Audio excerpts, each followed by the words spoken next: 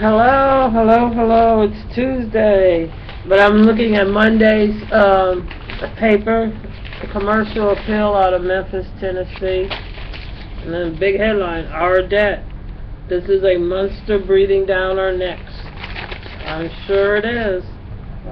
And then, like right next to it, like sort of weird, like they got the debt part, and then over here, a case. Is lawyer defining moment. A gay marriage battle is debated before top courts. When Jefferson F. Welling stand before the 9 black-robed justice of the U.S. Supreme Court next week, the case he will argue will long be remembered as one of the defining events in the battle over gay marriage. For Welling, personally, I don't know how to say his name properly. Anyway, personally, the moment will be memorable for other reasons. It will be the first time in his 3-decade career that he has argued before National High Court, and no matter what the justice decide, the case probably will go down in the most significant of his career. Interesting.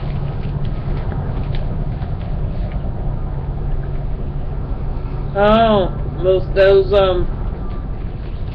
hundreds may be dead in a sinking migrant boat flipped over in Lebanon. A smuggle boat cramped with hundreds of people overturned off the Lebanon coast as rescues approached Sunday, causing what could be a Mediterranean deadest known I can't say it. Migrants tragedy. Italy prosecutor said a Bangladeshi survivor floated to Sicily for treatment. Told them 950 people were aboard, including hundreds who had been locked in and held by smugglers. Early authorities said the survivors told them 700 migrants. That's hard word for me to say sometimes.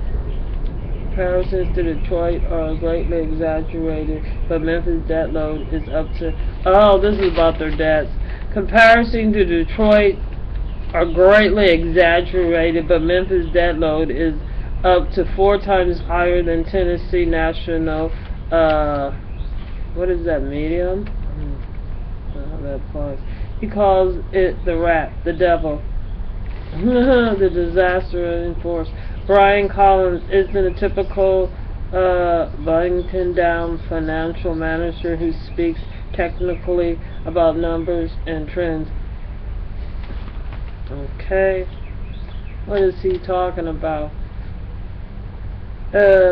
Essentially, Collins' job is to clean up the financial mess at City Hall, and his vivid descriptions are embedded on more than Chicago's roots. They reflect the job he inherited. In the 15 years before he arrived, Memphis benched on building and borrowing under Mayor William W. Harrington, tripling its debt to more than 1.2 billion as the greatest recession hit. Wow. Interest payments alone now exceed $168,000 a day. Wow. For the 6 years before Collins arrived, Memphis had not made adequate annual contribution to its pension funds and owes an estimate $682 million. It owes another $1.3 billion to cover health insurance promises made to retirees over time. That's the police and the fire department. They're talking about they can't cover. Now that was a very, I don't know why they took such a grievous loan. But anyway, I'd like to know what the interest rates are. And it's significant it faces 2010 court orders to pay Memphis City schools. It's probably why the schools are so poor. In 2010, courts ordered to pay Memphis schools $57 million it did not have. This is the devil here, says Colin, his fingers pushed against the colorful foreboding line graph.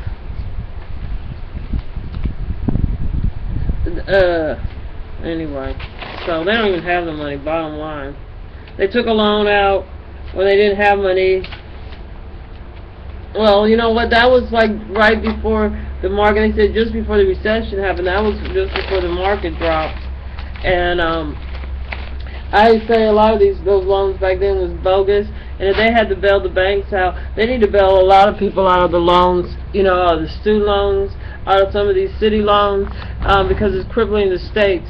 Because that's the only way we can recover as a city, if we could get the schools back on track.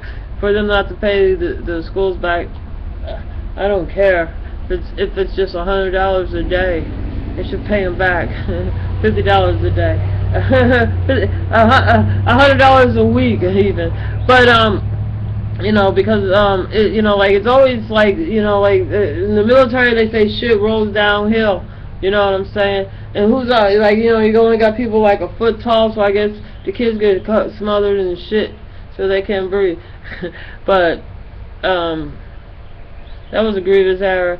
I think the biggest problem is that, you know, I think in Germany after World War II, you know, the people of Germany were forgiven their debts, and they was able to recover to now where they're financially, you know, pretty good for, you know, the rest of the Europe that's in, you know, it's now Greece, so let's just say.